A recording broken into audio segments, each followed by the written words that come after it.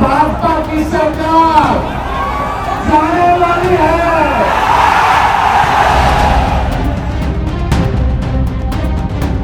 मैं चुनाव लड़ूंगा बिहारियों के लिए।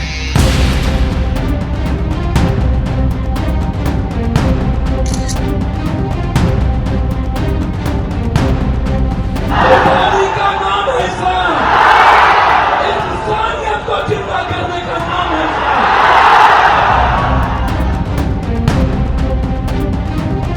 इंडिया अलायंस को पता है कि दूर दूर तक उनकी जीत इस बार संभव नहीं।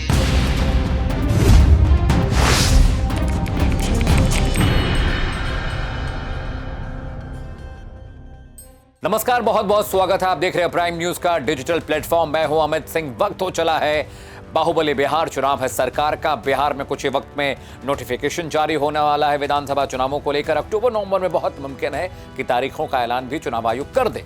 लेकिन बाहुबली बिहार और चुनाव है सरकार में हर रोज हम आपको बिहार में होने तमाम पॉलिटिकल हैपनिंग्स, वहां के नेताओं के बयान, वहां पर क्या कुछ चल रहा है उससे आपको वाकिफ कराते हैं, रूबरू कराते हैं, उसकी डिटेल आप तक पहुंचाते हैं। एक बड़ी खबर आई है, देश के गृह मंत्री अमित शाह बिहार जा रहे हैं।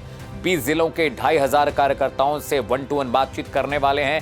2 इलाके हैं जहां पर वो जाएंगे और उन इलाकों में वहां पर वो बात करने वाले हैं, क्योंकि बिहार में जिस तरह से सीट शेयरिंग फॉर्मूले को लेकर विपक्षी जो खेमा है वहां पर मनमुटाव चल रहा है, वहां पर दिक्कतें हैं। लेकिन इधर जो बीजेपी है वो बहुत इंटैक्ट है। एनडीए का जो खेमा है, जो कुनबा है, बहुत इंटैक्ट है। सीट बंटवारा हो चुका है। जेडीयू के हिस्से में कितनी सीटें जानी हैं इसकी भी पूरी फिक्सिंग हो चुकी है। बीजेपी कितनी सीटों पर लड़ेगी, सहयोगी जो छोटे छोटे दल हैं वो कितनी सीटों पर चुनाव लड़ने जा रहे हैं, इसे लेकर अब जो है क्लैरिटी आ चुकी है। पिक्चर बहुत क्लियर हो गई। लेकिन देखिए, समझिए, पहले जेपी नड्डा वहां पर जाते हैं। कुछ वक्त पहले, 2 दिन पहले जेपी नड्डा गए थे। वहां पर जाकर उन्होंने भी बूथ कार्यकर्ताओं से मुलाकात की, स्ट्रेटेजी प्लान की। एसटी, एससी, ओबीसी और जो मुस्लिम वोटर्स हैं उन्हें किस तरह से टैकल करना है, उनसे किस तरह से बातचीत करनी है।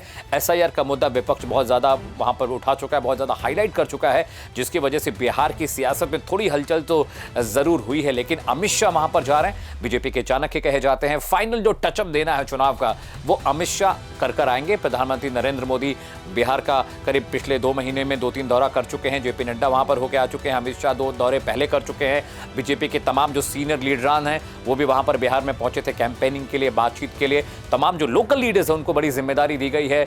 जेडीयू और बीजेपी से जो सीनियर लीडर्स हैं, जो नोन फेसेस हैं बिहार में, उनको कैंपेनिंग की जिम्मेदारी उनके कंधों पर है। बिहार के मुख्तलिफ इलाकों में तमाम नेता घूम रहे हैं, लोगों से लगातार बात कर रहे हैं। लेकिन अब वहां पर अमित शाह जा रहे हैं जो फाइनल टचअप देंगे पूरी स्ट्रैटेजी को। और समझिएगा, इस बार का चुनाव बाकी चुनावों से इतर इसलिए भी है क्योंकि वहां पर एसआईआर का मुद्दा छाया हुआ है, घुसपैठिए का मुद्दा छाया हुआ है। सरकार लगातार ये नैरेटिव दुनिया तक पहुंचाने की कोशिश में लगी रही कि बिहार के मुख्तलिफ इलाकों में घुसपैठिए जो कि नेपाल, बर्मा और बांग्लादेश से घुस रहे, म्यांमार से घुसकर वहां तक पहुंचते हैं, उनकी वजह से जो फर्जी वोटर्स हैं उनकी तादाद बिहार में बहुत ज्यादा बढ़ गई है। रोहिंग्या मुसलमानों की तादाद बिहार में लगातार बढ़ती जा रही है। इसे लेकर लगातार बीजेपी फिक्रमंद रही है। लेकिन अब अमित शाह बिहार जा रहे हैं, वहां पर 2500 लोगों से मुखातिब होंगे, उनसे बातचीत करेंगे।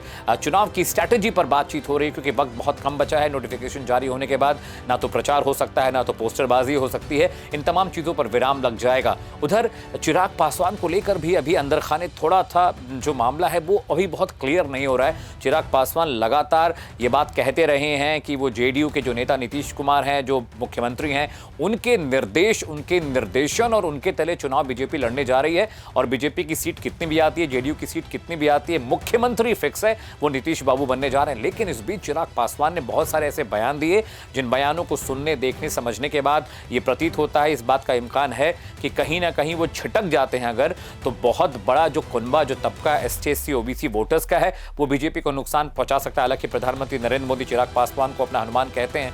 अब ये हनुमान किसकी लंका में आग लगाएंगे? बीजेपी को नुकसान पहुंचाएंगे, विपक्षी खेमे को नुकसान पहुंचाएंगे, इस पर सबकी नजर है।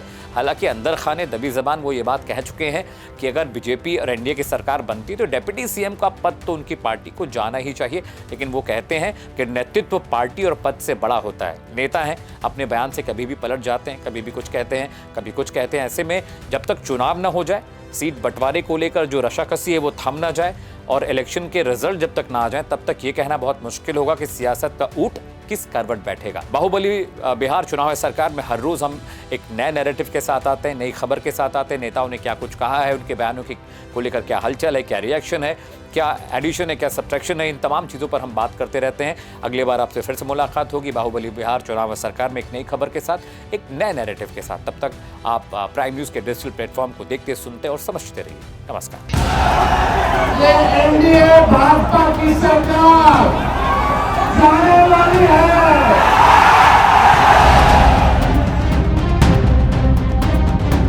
मैं चुनाव लड़ूंगा बिहारियों के लिए।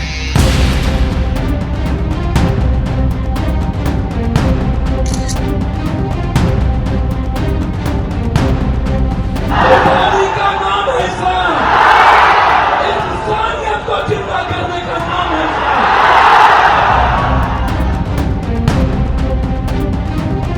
इंडिया अलायंस को पता है कि दूर दूर तक उनकी जीत इस बार संभव नहीं।